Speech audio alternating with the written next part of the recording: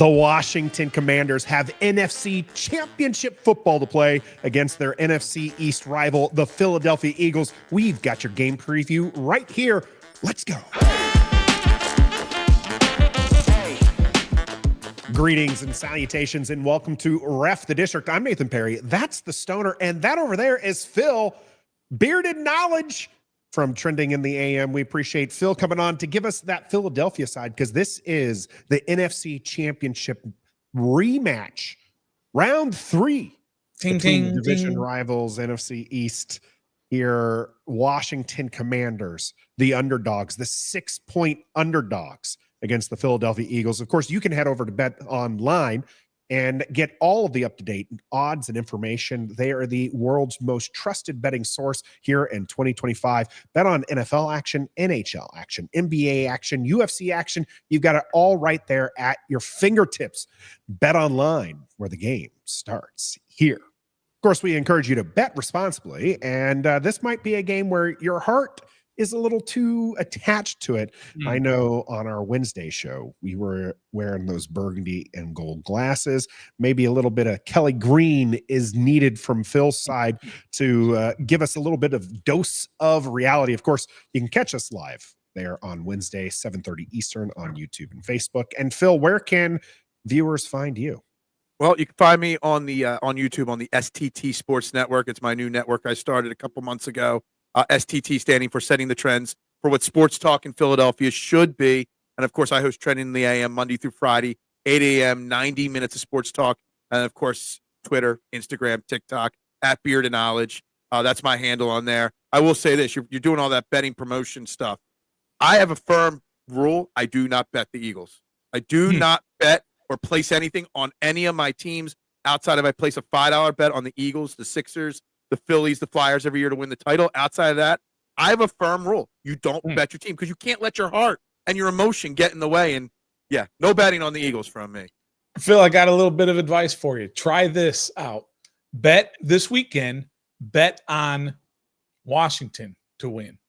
Therefore, listen, hear me out. Listen. You hedge your bets, right? You hedge your bets. It's an emotional hedge. You win either way. If you lose your money, your team wins. If your team loses, you win money. Yeah, somehow that would end in a tie or something like that, or a storm would roll through and the game would get postponed. I don't know. Something still would not go right for me. Yeah. I just stay away from it. I won't.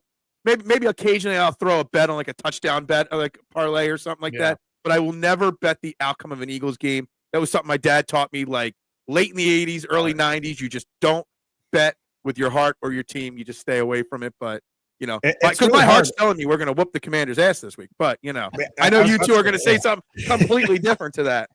Well, now that people know where to find you and make sure that they control you over there, I know we've been doing our fair share of needling back and forth over this game. It's going to be a good one. I agree. Our hearts are in this, and that kind of clouds our vision on both sides, right? So I know you and several other Eagles fans are fairly confident on your ability to end back up in the Super Bowl. Obviously, the NFC East team that's most recently won a Super Bowl. Washington does have 3, though, so not unfamiliar. When was that last one? You were probably still a young buck even when that happened, but you know, it's fair. But let's start breaking down this game. These two teams know each other very well. This year had 2 fantastic, exciting games. The first one, the Eagles were able to win by 8 points. A big fourth quarter from Saquon Barkley, leading victory to the Eagles in that one. Then you have a huge fourth quarter in game 2 where Jaden Daniels takes over. And despite giving up 5 turnovers, Washington, and actually a 6 if you count turnover on downs, end up managing to win that one in the closing seconds with the Jaden Daniels to Jamison Crowder touchdown. 6-point favorites, but it was a 5-point spread over the last 2 games that these two teams played. Phil, why are you confident? Why are Philly fans confident after playing 2 close games that they feel that they can run away with this game? Well, I feel like it comes down to the fundamentals that Nick Sirianni has been preaching since day 1 of training camp. Obviously, you guys know last year, the Eagles had a complete and total collapse. They were, like 10-1? They beat Buffalo in that close game last year, and then the wheels just fell off. And all offseason was, will Nick Sirianni stay or not? Will they make changes or not? They stuck with it. They made their coordinator changes. And from day one, they've been preaching discipline, preaching how to, be a team. And this year, Jalen Hurts' numbers don't look fantastic all the time. They don't have a lot of superstar players on defense. But what they've done is they've played like a team. They've played with that next man up mentality. And no matter what happens, they've found a way to win. It hasn't always been pretty. It hasn't always been flashy, but they've found a way to win always. And with Vic Fangio controlling this defense, with the way he shaped this team with rookies and young players, they're not going to come into this game and take the Commanders lightly like a lot of Eagles fans are kind of doing. I've been preaching on my show, and I know you guys have been paying attention this week. I've been telling people, you got to respect the Commanders as an opponent. And while I'm saying that, the fans might not be saying that, but the Eagles are saying that. The Eagles are believing that this is a game that they could lose if they don't go in, and that's what Nick Sirianni has been all about all year long. So his record as a coach, a 700 winning percentage in 4 years. He's taken the team to the playoffs all 4 years. This is the second championship game he's led the team to, and he's already led them to a Super Bowl. I have the utmost faith in Nick Sirianni having this team, despite some breaking news, right before we start recording this. Despite all the question marks, I'm fully prepared to say that Nick Sirianni will have this team ready to go on Sunday. Well, you just listed a bunch of positive attributes from Nick Sirianni. And I think from the outside looking in, we see that. We see that great winning percentage. We've seen what he's done in his time there. So then explain, maybe not you, but try and explain on behalf of Philly fans, why is he so sort of controversial? Why is he on the edge? Look, if you guys lose this game to Washington with your chance to get there, there's going to be some an undertone of fans saying Nick Sirianni can't get us over the hump. So why is it when he has all of those, the great record and the great qualities that you just it's funny because it all started when he got hired. And I don't know if you guys remember or paid attention when we hired Nick Sirianni, his opening press conference, his welcome to Philly press conference. He stumbled and bumbled. He didn't know how to act in front of the microphone. He is Mr. Cliche. Like, he's got all these cliche sayings, and that doesn't truly resonate with a lot of Eagles fans. They're blue-collar, hardworking people. They want F-bombs. They want, in-your-face attitude. They want the Buddy Ryan attitude of the 80s and 90s, and that's not Nick Sirianni. But the thing is, Nick Sirianni succeeds because while we don't see or all of us don't agree with his style of coaching, the players do. The players love him. The players listen to him. The players will run through a brick wall for him. And what I've been trying to preach for a while now is that Eagles fans just need to accept that. It doesn't matter. Just like it doesn't matter if Jalen Hurts throws for 300 yards or 100 yards. All that matters is the wins. And the records say is what he wins. So, Nick Sirianni's just not that Philly guy attitude-wise, that tough, rough guy. And I think sometimes, that rubs some people the wrong way. But I think more and more as time goes on, the one key thing that's been a negative that he's slowly this year gotten away from is he's not a play caller. He's an offensive mind, but he's not a play caller. And you can see the ebbs and flows of Jalen Hurts' career when he's involved in the game planning and the scripting of the first 15 plays. And you can see when he steps back and steps out of that. The last time he fully stepped back, we went to the Super Bowl in 2022. This year, the first half of the year, he was scripting the first 15 plays. We were struggling to get started. The last month or so, he's kind of stayed away from it. And you kind of see the difference in the offense with that. So as long as he stays away from the game calling, the play calling, and as long as he keeps winning, I think Philadelphia fans are slowly turning their opinions on him over the last couple of years. It's kind of funny. This is definitely one of the differences between being a Philadelphia fan and in all that information being on the outside, because on the outside, I feel like most outside fans would say that he is perfectly a Philly match. I mean, he's yelling at fans. He's getting kind of rowdy. He's kind of a feistier guy from the outside. So it's kind of interesting from the Philly perspective. They need a little bit more. They love that. Like the riling up the fans. He got in Zach Ertz's face, or Zach Ertz and him had a little scuffle after the last game. They love that aspect of it, but they also hate that he talks in nursery rhymes sometimes. That's something it's like, is he reading from a Dr. Seuss book or something like that? And I think that is what rubs the fans the wrong way.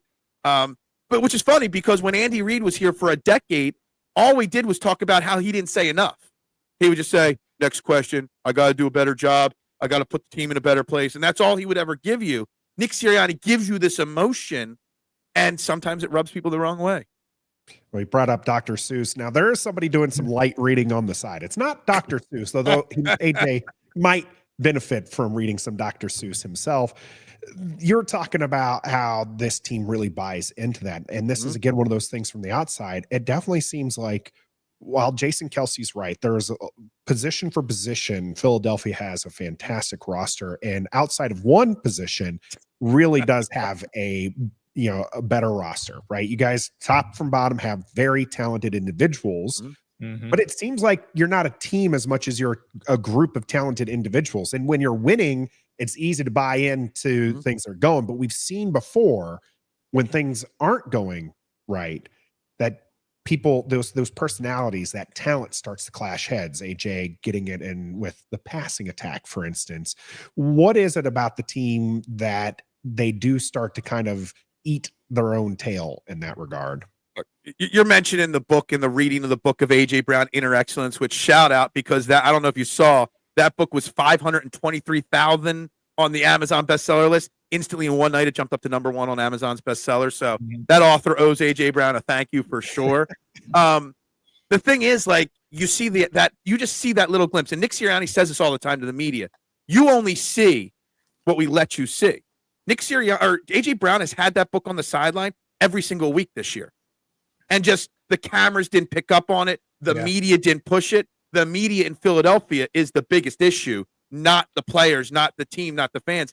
The media, you guys are in the content business. It's all about getting clicks. It's all about getting views and impressions. The media chooses when to share that information with the fans. And Nick Sirianni openly said he's had that book there on the sideline all year long. He reads passages all the time. That's how he centers himself. That's how he does that. And I'm okay with that. That's what Nick Sirianni says. He's okay with that. So, I don't think there's as much behind the scenes drama as the media makes it seem like there is. I think this team is as close knit as there is of a team. I would borderline say that this team is closer than the 2022 team that lost to the Chiefs. This might be closer than the team that won the Super Bowl with Nick Foles, because that team had a lot of drama behind the scenes that nobody really, knew about till after. This team is close. This team is tight. And I'm a big believer that the current media in Philadelphia and nationally is what's trying to drive a wedge, or at least create a narrative, because they need that clicks. You know how that works. Yeah, speaking of which, there was the clip from Joe Witt Jr. today in the press conference where he talked about treating Jalen Hurts like a running back when he gets outside of the pocket. And Philadelphia media picked up on that. Right. Phil Stiefel picked up on that and said it. I got 20,000 impressions on sharing that video in like 2 hours. So, And guess what, Phil? Joe Witt Jr. has been saying that since day one.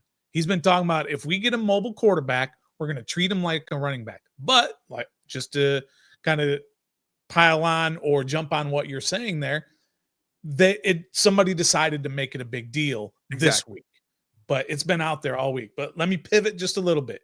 I want to get to the elephant in the room, if you will, and that's Jalen Hurts. Jalen Hurts is a very divisive figure in terms of fans on how they view what he is as a quarterback.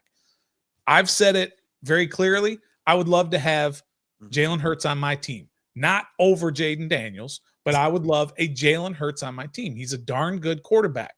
Absolutely. But he's a good quarterback because he has weapons and he understands how to use his weapons. And I'll give this as an example. In his 7 playoff games, he's 4-3 as a quarterback. In the 4 wins, he's averaged 135 yards passing. In the 3 losses, he's averaged 270 yards passing. So when you have to put it on him, that's not a path to victory. So kind of give us what it is about Jalen Hurts in terms of all he does is win, but is he that type of quarterback, and what Philadelphia fans think of him? And if he stinks it up this week, what's going to happen? Well, Jalen Hurts is the guy. He's not going anywhere. Just let me get that out there. He will be the quarterback here next year. Now, is he going to be the quarterback for the next 5-10 years? I don't know. Maybe, maybe not. Everybody keeps talking. I've heard this so much this year with the Eagles, is that wins are not a quarterback stat, right? Mhm. Did you ever hear that before? Like Oh, yeah. 5 years ago, 10 years ago? People We've weren't heard it a always lot, yeah. saying that. You know what I mean? Yeah. It's something that's I use the more. argument a lot because there's certain people that like to tout quarterback or wins as a quarterback. He's just a winner. He's just a winner. No. Winning doesn't matter. So when did we get away from that? Wins are all that matters. And you bring up his stats of win losses when you put it on his shoulders. You got to look at those games differently. Now, 2 of those playoff losses were to Todd Bowles and the Buccaneers, and for some reason, Todd Bowles has not just Jalen Hurts, but hit the Eagles number, and has since day one. Maybe it's something to do with the fact that he started his coaching career in Philly, never got that chance to ascend in Philly, and had to go elsewhere to do it. The other playoff loss that Jalen Hurts has was to the Chiefs in the Super Bowl.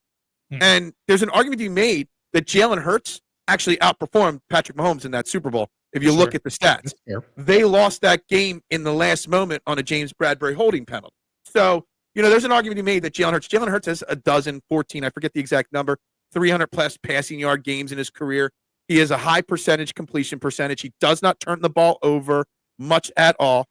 All in Philadelphia. It's like last year, he turned it over 11 times or 12 times or whatever it was, threw too many interceptions, this and that.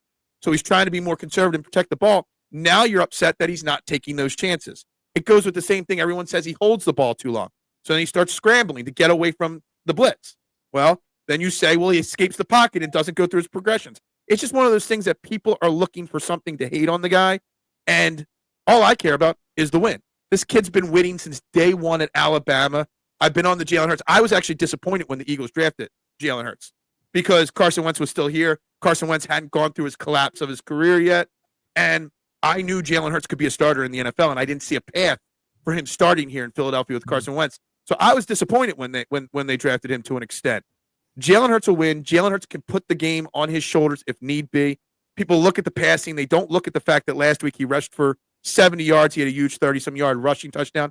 They don't look at the fact that the 2 Saquon Barkley touchdowns last week, 60 and 70-yard run, he made checkdowns at the line of scrimmage. His football IQ is super, super smart. He might not go through his reads once the play starts very well, but before the play starts, his IQ is extremely high, and Kellen Moore and Nick Sirianni have given him the reins to make whatever audibles and checkdowns at the line that he needs to.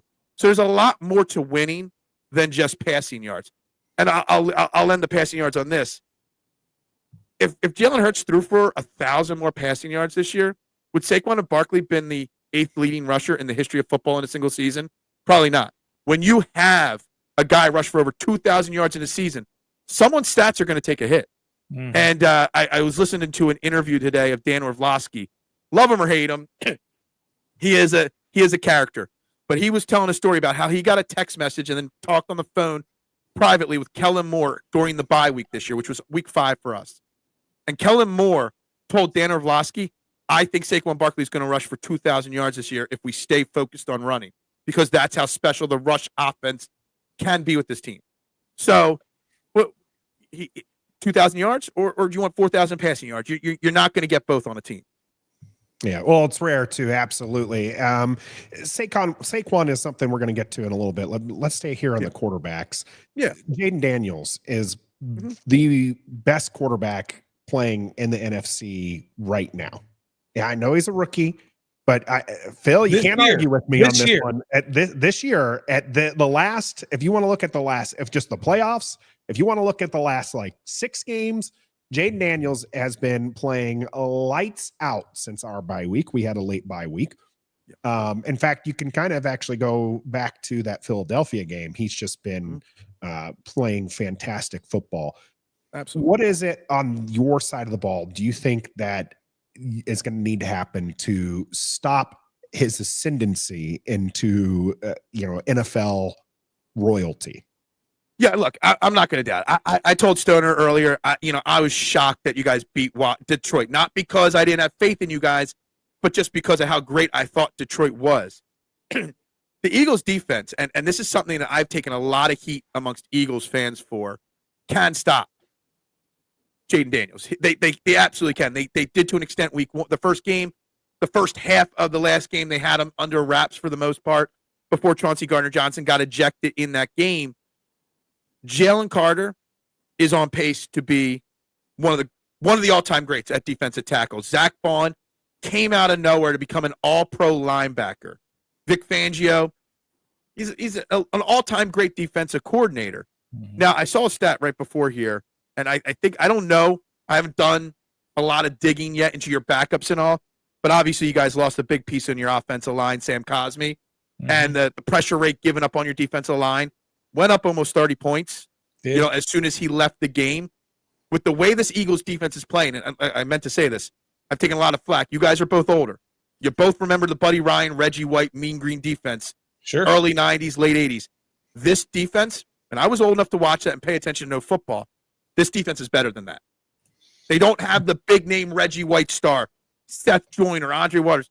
They got a bunch of young guys and unknowns. But they're playing at a better level than that team did back in 1991, which is the 91 defense is known as the best Eagles defense of all time. They're just playing together well. Everybody knows. You got two rookie cornerbacks that are up for Defensive Rookie of the Year. You got Jalen Carter. You got Zach Bond. This team's playing perfectly together right now. Well, it's my understanding that without CJ back there, then this Philadelphia defense, it doesn't matter what happens, they're going to be terrible. He's the key, apparently, because that's all the excuses I'm hearing out there. I wouldn't say he's the key, but when you take someone like him out mid-game, yeah, and that's why when I saw this stat about the Sam Cosmi pressure rate going up after he came out, when something happens mid-game like that, you have to take that with a grain of salt. You got to do a read into the backups and whatnot. When you come in mid-game into a spot you're not used to, things happen. Tristan McCollum came in for Chauncey Gardner-Johnson that game, and he got exposed. Tristan McCollum played later in the year or earlier in the year in a spot where Reed Blankenship was out. But it was known going into the game that he was going to be starter. He played really well in that game. Yeah. So there's a thing when you're a backup and you're coming in mid-game, it's not like a relief pitcher in baseball. It's a little different. So while he's not the most important thing, Chauncey Gardner-Johnson, and I was against bringing him back to begin with, he is an important part of the defense. He is that home run hitter. Sure. He is the guy that, cherry picks for interceptions and makes the big hits. He also misses a lot of tackles as well, Chauncey Gardner-Johnson. So there's a reason why he's played on 4 teams in 4 years. So That's right. And I didn't even realize that you had the what is it, disgraced gambling addict, or what was that headline from the Inquirer? We talk about media stuff. Yeah. That's Mr. Marcus Hayes, disgraced gambler Isaiah Rodgers steps in. That was like the headline or something like that. And honestly, Marcus Hayes is the one that, I don't know if you guys saw Joel Embiid get into a fist fight with somebody in the locker room this year. It was the same author that wrote that. He's just a clickbait guy. He's one guy that was 20 years ago, one of the most respected journalists in Philadelphia.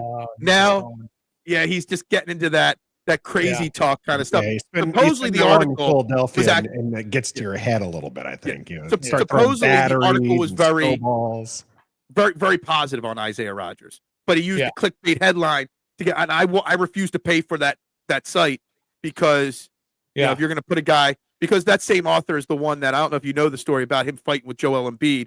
He wrote an article about Joel Embiid not playing much, but playing in the Olympics, but said that he was embarrassing the legacy of his dead brother.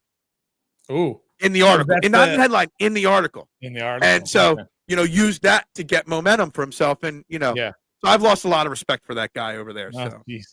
Well, you mentioned that whole thing about when Sam Cosmi went out and the pressure rate went up. And that's true. And you can see that with your naked eye as well. You can see Jaden Daniels under much more pressure. But kind of the point of us hyping up Jaden Daniels is it doesn't matter. Yeah. It didn't matter in that game for sure, because he understands that and he's able to overcome that either with his legs or just understanding where the hot reads are if he has to. Now, Detroit blitzed the heck out of him in that game, and that's just the wrong move. And you can see it in the stats too. When Vic Fangio blitzed the heck out of Jaden Daniels in game 2, he lit him up. But in game 1, he didn't blitz him, and Jaden Daniels struggled. So there is something to be said for the quarterback for Washington understanding what's going on across from him. And it doesn't matter what the defense is doing, he can overcome it if he needs to. Well, can I just counter that statement with a question for you guys? Because Vic Fangio's been coaching defenses for over 40 years in the NFL. He's had some all-time great defense. He's had some struggles with defense as well. But what gives you that confidence in a rookie going up against a coordinator that has shut down and seen everything in the past? We've obviously played you guys twice, one game successfully, one game not so successfully. I have the confidence in Vic Fangio from his 40-plus years of experience to have a proper game plan to control and contain. You're not going to stop Jaden Daniels, but you can contain him. You can keep him from beating you. And I have the faith in my 40-year legendary defensive coordinator in doing that over the rookie who's had a great rookie season. Definitely should be the offensive rookie of the year in the league. No doubt about it. Should probably be in the conversation for MVP even. I'll say that as an Eagles fan. Not in the top 3 or something like that, but he should be in that 5 to 7 conversation. I have the confidence in my veteran that's done it over the rookie. Why do you have such confidence in the rookie to do it over the veteran? I'll let Nathan go first if you want to on that, but Sure. I got it. I'm sure the Bucks fans and coaches thought the same thing, and I'm Todd sure Bowles. the Detroit fans and coaches thought the same thing. Aaron Glenn. And it's just been a trend this season, especially as the time has gone on, Phil. The things that Jaden Daniels does are, and we're not talking through burgundy and gold glasses here. I want to make sure you're understanding this. Right. It is insane the things he's doing. You mentioned Orlovsky earlier. I put the V in the wrong spot. Stoner's called me out for that before. But we've seen Jaden Daniels learn in game. Go back all the way to the Cincinnati game. It's game 3 for him. Okay. They do an all-out blitz. He panics. He throws off his back foot. He misses Terry McLaurin. Later on, good defensive coordinator there in Cincinnati too. They do it again. They're like, "Hey, we got him rattled the last time, so we'll do it again." Cool, calm, collected. Throws an absolute beautiful pass. Terry McLaurin touchdown in that game, and that was game 3. And now we've seen it happen game in and game out for Jaden Daniels, where he just does not let the pressure get to him, and he learns, and he's constantly trying to get better. He's not focused on the Super Bowl. He's focused on this Philadelphia game. He's focused on getting better. And so that's why there's a lot of faith with him. Yeah. I just to kind of follow up, but you said Jalen Hurts has struggled in his 2 playoff games against Tampa Bay and Todd Bowles. Well, no problem for Jaden Daniels against Todd Bowles. No problem against Aaron Glenn, who took that defensive position for Detroit and turned it into a head coaching job. It's no problem for all of these great defensive coordinators. Nathan mentioned the guy in Cincinnati, Lou Anarumo or whatever his name is. Of course, he got fired, but a very well-respected defensive coordinator throughout the league. And it's just, he's done it time and time and time and time again. And after 19 games in the NFL, and we saw Tampa the first time, the second time he whooped up on him. We saw Philadelphia, and the second time he whooped up on him. And I'm just talking about Jaden Daniels specifically, right? That every time he sees that the second time, he's able to overcome it and do what he has to do. Just do his first half, second half comparisons in every game. He just figures it out. He understands. He's got great coaching, dedication, all of that. So, I mean, he put up 36 on Philadelphia in game number 2 while committing 5 turnovers on the offense. So it could have been a lot more. But that's a little bit of burgundy and gold glasses there. Yeah. But in terms of what he's done this year, and don't you ever worry that the bubble's going to burst on a rookie? Because, I mean, no rookie's ever played in the Super Bowl as a quarterback. You guys have won 4 games in a row on the road. No team has ever won 5 in a row on the road. Not that I'm trying to say that those things are why I think the Eagles are going to win. I'm just saying at some point, I'm trying to find somebody that's going to not look at it through the burgundy and gold and look at it honestly, like at some point this has got to run out, right?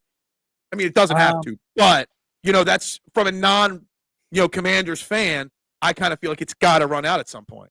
After Cincinnati, we thought, okay, when's it going to run out? After Arizona, when's it going to? And every week until you get to a certain point where it's not going to run out because he's doing it properly. These are not fluke plays. These are not fluke games. These are not fluke stats. Every stat, every metric, every analytic that you look at, he's on top of the game. And so you can't say it's a fluke. You can't say he's a rookie. You can't say the bubble is going to burst at some point. Similar to earlier, Phil, you were talking about Jalen Hurts and how there's always like something that's getting nitpicked about him, right? Like he's just for some people, he's just never going to be good enough, right? And we Washington fans are extremely jaded, have had 30 years of futility, right? And haven't had a franchise quarterback since even before then. And so we were waiting, and we've heard this from everybody, every opponent this season is just like, yeah, well, now here's a new challenge. Everybody who wants to challenge him is just like, there's, first you have to beat a real team, and we beat Cincinnati. Well, then Cincinnati turns out that they're kind of dog poo in the beginning of the season. Oh, well, now you have to do against a real defense, and he tears up Cleveland. Well, Cleveland wasn't a good enough challenge. The Chicago game, it's always something. It's no doubt, Phil, in my head, that even after this game, no matter how well Daniels performs, no matter whether or not Washington wins or not, there's going to be people who are like, well, he's got to do this in a sophomore season. And if he doesn't in a sophomore season, then it's going to be, well, now he needs to do it in the Super Bowl. And then, oh, well, now he needs to do it. Like, there's always going to be people who are going to be trying to challenge him or, downplay what he's been doing. The matter of the fact is he's just not playing like a rookie. He doesn't look like a rookie. He might make a rookie mistake once or twice in a game, but he learns from that and he does it in real time. And it's something no one's ever seen, Phil. It's hilarious because you sound exactly like me talking about Jalen Hurts, and there's a lot of eerily similar, connections to the stories you're saying and what I talk about on a daily basis with Jalen Hurts as well. Yeah, he's the real deal, Phil. I'm sorry, you're going to have to deal with it for the next 7 I told you, and I've said it on my show a million times. Yeah. I see the Eagles and the Commanders. We're going to be doing this again next year and the year after that, and the year after that, because these are the two teams that are the class of the NFC East and probably top 3 or 4 teams in the NFC for the next 5 years. Because outside the Lions, who else is really going to compete with the Eagles and the Commanders at this point? Yeah. I mean, Phil, we could talk about this game and these two teams and this NFC East and all of that for hours and hours. But at some point, we got to kind of get to the bottom line, which is, what do you think is going to happen on Sunday? What's your score prediction? And how is that score going to come about? So I had a couple ideas for score prediction, but I don't know if you guys saw today, our starting center, Cam Jurgens, did not practice with a back issue. We thought he was just resting yesterday in the walkthrough. He didn't practice. He didn't even go out for like lineup stretches, which everybody that's maybe going to play at least goes out. He wasn't anywhere to be seen today. So I have to wait and see whether Cam Jurgens is playing or not, because they're going to slide Landon Dickerson, our former All-Pro left guard, to center. He was an All-Pro center in college at Alabama. So he's got experience playing center, but he's been a great left guard for a while. And then you're going to slide over one of our disappointing draft picks, Tyler Steen, to play left guard, who hasn't played left guard. So there's some maneuvering going on that offensive line, and that scares me because, no matter how great Landon Dickerson is or was at center, you can't just pick that up like that. You know what I mean? Yeah. It's just a shame. Our backup center is a former actually commander, I think, in Nick Gates. Didn't Nick Gates play for you guys? Terrible. You do not want him out on the field. Exactly. So it's move Landon Dickerson to a position he hasn't played in several years, or go with Nick Gates. So that is something that's changing my mind a little bit, because this team runs and wins this year based off of Saquon Barkley and the defense. We are a run team, a defensive team. And if you're making that many changes to your offensive line, are they going to be able to do what they do so well in the run blocking game? I mean, you've heard Stoutland University, our offensive line coach. Cam Jurgens is not a good pass protecting center, but he's a great run blocking center. And he gets out in front and he just mauls people. Moving that around and losing that is going to be a major factor, especially knowing that Jalen Hurts' knee is also banged up. I think it's going to be a lower scoring game than a lot of people do. Coming into this, I was predicting somewhere in that 27-20 Eagles victory, somewhere in that range, 27-24, a hard-fought game. I just have faith in Jalen Hurts making that one extra play in crunch time more than the rookie, which I know everything you said about him being a rookie and all, but through my midnight green goggles, that's what I see. If Cam Jurgens does not play, and I've been refreshing the screen while you guys were talking multiple times, waiting for some kind of an update from someone I respect, and there hasn't been anything yet, which means that they're still trying to figure out what to tell the media right now on that. If Cam Jurgens doesn't play, I would be on the fence 50-50, 27-24 that the Commanders would win this game. I think the loss of your starting center on a run-happy team is a massive big deal. I'm sure Sunday morning when I get my green jersey on and I'm all fired up and stuff, I'll change that opinion back to the Eagles. But if Cam Jurgens doesn't play, that is a major, major loss that would put it on the Commanders' side to sway. Actually, that would be a good way. I could check. I wonder if the line has moved on the game at all in the last 2 hours. That would be my question. That would tell me something as well. Because of a center, you're going to completely flip the score, the final outcome of a game based on the center. Not just based off of a center, because you're losing your center, but you're also losing your all-pro left guard because your left guard is you're creating another hole to fix a hole. Sure. And I always believe that you never want to have to fix a hole and create another hole by doing it. But it's either Nick Gates or create another hole. Yeah. You know, that they're your options. So I really think that Saquon Barkley could run for another 150 yards on you guys. But if you lose Cam Jurgens, that might be 85 yards. A.J. Brown's got a bad knee. Jalen Hurts might have to throw more. Jalen Hurts has got a bad knee. We just don't know. Dallas Goedert's got an ankle issue. He didn't practice today. You know what I mean? There's a lot of things. We've been healthy all year long, the Eagles. It's literally in the last 2 weeks, we're getting slammed in the face at the worst possible time with not just injuries, key injuries at key spots on the field. So, I mean, it doesn't even talk about Nakobe Dean, our starting linebacker, green dot wearer, going down 2 games ago in the first playoff game. So we're getting smacked with the injury bug at the worst time. Not an excuse. I will never use injuries as an excuse for a loss. But if this all plays out the way it's looking from practice this week, we're going to be without 1 or 2 starters more on top of it. Yeah, I'm going 27-24, but I could flip that if Cam Jurgens doesn't play. I'm going to have to go back and check Phil's timeline to see if there's any, if we didn't, lose Jalen Hurts, we would have won this game, because he's just said he doesn't put the losses on injuries. So I don't. I mean, in the middle of a game, you look at Jalen Hurts going down and Chauncey Gardner-Johnson getting ejected. The numbers are different, but the backup quarterback, Kenny Pickett, did put us in a position to potentially win that game. Our defense, which again gave up 17.8 points per game, the lowest in the history of the Philadelphia Eagles. After Chauncey Gardner-Johnson went out, you guys had 4 possessions, and you scored 22 points on those 4 possessions. That is not something that I expect the defense to do again. Fair enough.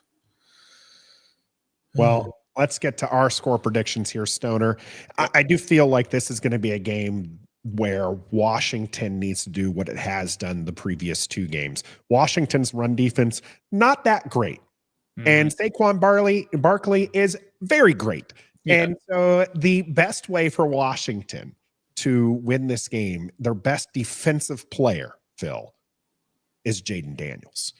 If Jaden Daniels and the offense can stay on the field and keep 100%. Saquon Barkley off the field, if Jaden Daniels in this offense can continue putting points on the board and forcing the Eagles to have to use Hurts instead of Barkley, Washington could put themselves in position that they were the previous 2 games, and that's a winning position for this team. I do feel like there's some opportunities for Washington. Wagner did not practice today. Not happy about that. Not happy about that at all. But I trust that if he just gets even limited, that he'll see time. And it's not so much his physical ability at this age, it's his mental ability that he has that changes the game aspect. Washington's defense just needs 1 or 2 stops. If they get that, I think the offense cooks.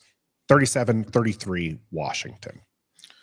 Yeah, I think that's a good point. And something we really haven't even talked about is the injury, of course, to Jalen Hurts in that last game against the Rams. And he's a little banged up. Is he 100%? No, but an 80% Jalen Hurts is something that Washington can work with on defense. Keep him in the pocket, force him to throw. As Nathan said, if Jaden Daniels continues to put up points and you force them to start throwing the ball more from the pocket, that's the better option for Washington's defense. I'm not saying that you're just going to all out stop him, but that's the better option than having him running, having Saquon Barkley running, and the threat of Jalen Hurts running. So I think that's a bigger injury than we're really talking about a whole lot with Jalen Hurts. So I think they're going to be able to contain Barkley as much as Barkley can be contained. You keep Sure. him under 120 yards and give him 160-yard run in the first half and then shut him down. They've done that for the last 4 or 5 games. They did that last game. Jahmyr Gibbs was running all over him in the first half. Shut him down. What's the dude in Tampa? The running back in Tampa was running all over. Bucky Irving was running all over him in the first half. They shut him down. They did the same thing against the guy in Atlanta. Barkley. The first 3 quarters in that first matchup, Barkley was having some tough sledding, and then he gets 2 big runs against Washington. They did that to Bijan. I think you guys only gave up like 25 yards in the final 3 or 4 possessions to Saquon Barkley. Yep. That's right. And they did the same thing. Bijan was running all over him in that win and you're in game against the Falcons, and then they shut him down. Mm-hmm. That's what they need to do with Barkley. They need to be able to shut him down at some point. See a second and 10. That's what you need to do. Like you said, Stoner, give him a 60-yard run here and there. But if you can consistently get Philadelphia in a 2nd and 10 situation, 2nd and 12, just one stop on a first down run, where you put it in Hurts' hands, then you're potentially looking at a 3rd and long. Yep. And so that's what Washington could thrive on. Yep, absolutely. And I think they'll be able to do this. You can't bet against this team right now. Sure, they're 7-0. What is Philadelphia in the last 15? Like 14-1? We had a 10-game win streak snapped by you guys, and we haven't lost since then. So exactly, we started 2-2, and we've lost 3 games all year long. So that's why when we started this show, and I said we just don't bet this game because there's way too many X's and O's that could go either way for each team here. Yep. And I'm shocked, honestly, that it's a 6-point line still at this point. Yeah. So I think that's a little shocking as well. But can't bet against Team of Destiny. Can't bet against Jaden Daniels right now. So I've got 34-33 Washington. I'm just going to say if Washington wins this game, it's not going to be that high scoring of a game. I just don't see it on either side. The Eagles have only given up 30 points twice this year. Once to you guys. Yes, I know that. But even they've only given up over 20 points like 2 other times this year. They keep their opponents very low scoring. Even in their losses, Atlanta only put up 22. And the other loss, I forget how many it was exactly. It was like 25 or something like that. They don't give up a lot of points this Steven. So if you're going to win, you're going to have to win by, keeping it out of Saquon's hands, but by grinding out, a lot of 3-and-outs from the Eagles, and you're going to have to get through a lot of 3-and-outs. I'll end on this. The last game, I don't know if you watched the Eagles game and the end of that Snow Bowl on Sunday last week. The announcers literally said, the Rams need one more stop of Jalen Carter. And what did Jalen Carter do? He rushed right up the middle, bulldozed over the center, got a sack of Matthew Stafford, game over. Yeah. Jalen Carter should be on that Defensive Player of the Year finalist list. He's a problem. How special he is in his 2nd year. Yeah. Yeah, he is definitely going to be a problem for Washington. We'll see how things go, and then Ref the District will be live right after the game for our instant reaction. You can catch that here on YouTube and Facebook. We appreciate you tuning in. Make sure you hit that like button, subscribe to the channel, and share the video. And then, of course, head over to Phil's Trending in the AM, his network that over there, and be nice if you're a Washington fan. And as you go over there, we've courted a few Philadelphia fans who have maybe not say, out of all the fans that I've met, because I get a lot of fans from other channels coming onto my shows always. Washington's been the nicest so far recently in the last month or so. Green Bay fans were nasty as can be in the first round of the playoffs. The Green Bay Packers fans were nasty. Wait until we win 2 out of 3 Super Bowls. We're gonna probably have a little bit different attitude. Let's hold let's put a pin in that until after the game, and we'll see how loud Washington fans can be after a victory. Well, we'll see how that goes. Like I said, catch us live, and then you can catch us live on Wednesday, 7:30 Eastern as well. I'm Nathan. That's Stoner. Phil, thanks for joining us here on Ref the District, and until next time. Team of Destiny, Nathan. Team of Destiny. Be a fan.